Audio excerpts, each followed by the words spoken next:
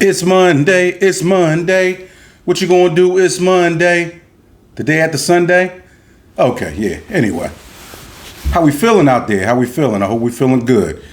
Real quick, because we want to get into this, because, you know, just like with anything, that could be breaking news. It could break at any second. But just wanted to slightly touch on what today is as far as the Diddy verdict. We all know, I mean, a lot of people are probably tired of hearing about it. It's been 6 weeks, so we will see. It could be today, it could be tomorrow. I'm thinking maybe tomorrow, maybe day after tomorrow. Who knows? Because one new revelation that came out is that one of the jurors, he's a 51-year-old neuroscientist, I believe. He's actually a Latino gentleman, same age as me. And, you know, a note was given to the judge earlier today stating that he was having issues following whatever the judge's instructions were. Now, I've never been in a jury. I've never been a part of a jury. I've been on jury. I've gone to, you know, where they call you down and see if you get selected for jury duty, but I've never actually been a part of a jury. But what they're saying is that he has given a note, or a note was given to the judge saying that possibly, you know, he was having issues following whatever instructions that had to deal with the case. And, you know, for people that out there that don't understand, and once again, you know, I just know this stuff because, you know, I went to school for political science, but not just that, is that, I mean, it's information everywhere.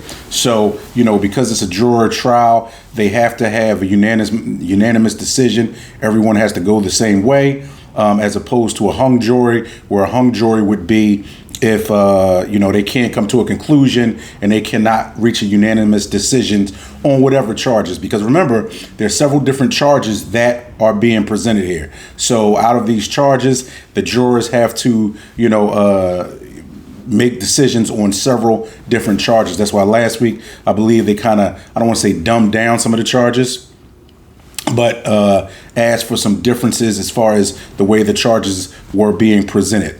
So, you know, just like everybody else has said, we are all on a watch to see what happens. My take on it is that he serves no more than 5 years if he doesn't walk out free. The reason why I have a problem thinking that he walks out free is just because there's just been too much stuff going on around it.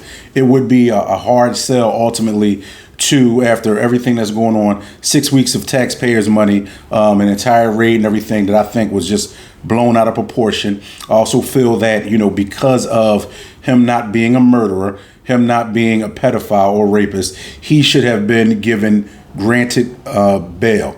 He should have been able to fight this case from home, because the one thing that I want to see, regardless as to how you feel about him, is that you still want to see people get treated fairly when it comes down to the judicial system. And, you know, people can complain about, oh, well, you know, he did this, he did that, and some of the stuff he did was horrible. But guess what? Some of the stuff a lot of people, they do in their personal lives is horrible. But when it comes down to it, if you can't show that it has been true coercion, outside of the fact that you're not going to get your stipend or your allowance for this week or this month, and you do not get to ride in a Maybach. And believe me, I'm not minimalizing any of this, but I just want to say that it does. And as a guy that dates women, sometimes certain things happen where, you know, it's almost like a transactional deal. So even in the case with him, being a guy who's yacht setting, jet setting, all of this other kind of stuff, where he has the means, he has been a person who's been, you know, kind of like how they said, like a Hugh Hefner, where he's been pretty Playboy-esque as far as the things that he's done throughout the course of his lifetime, not being married and so on and so forth. But we will see. I know everybody's going to have their own opinion about it. And that's cool. And that's the way it should be. But the one thing is that, you know, we've always talked about the criminal justice system, and, you know, especially when it comes down to blacks, especially when it comes down to black males in this country. So it would be nice just to see something where it's done fairly. If there are charges that are correlative to what he allegedly did and he gets sentenced on that, cool. But as far as RICO, some of these other things that are a stretch, to me, it's just been a waste. But once again, I'm no lawyer, so I can't see past certain things or break down certain things.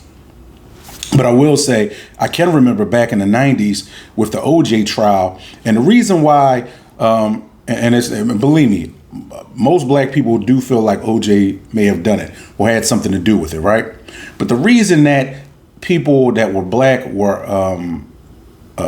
felt a sense of justice in it, which is terrible, but felt a sense of justice, is because very, very rarely does it seem that in these cases black people get the fair end of the stick.